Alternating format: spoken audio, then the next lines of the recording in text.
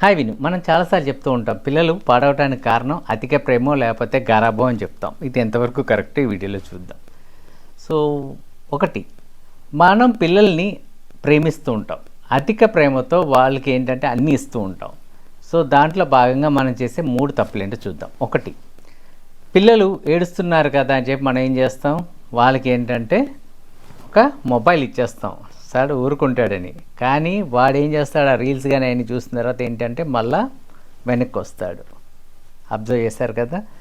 తర్వాత వాళ్ళు మీతో ఆడుకోమని చెప్పి నాతో ఆడు నాన్న అమ్మ అని చెప్తే మీకు టైం సరిపోలేదు, మీరు చాలా బిజీ వల్ల మీరు ఏం చేశారు, టాయ్స్ కొనిచ్చారు.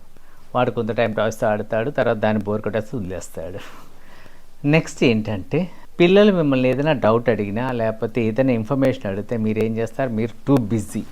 మీరు ఏం చేస్తారంటే వెంటనే వాళ్ళకి ఒక చాక్లెట్ కానీ లేకపోతే పాకెట్ మనీ ఇస్తారు, వాళ్ళు ఏదో కొనుక్కొని తినమని. అది అయిన తర్వాత వాళ్ళు మళ్ళీ ట్యాంట్రమ్స్ చూపిస్తారు.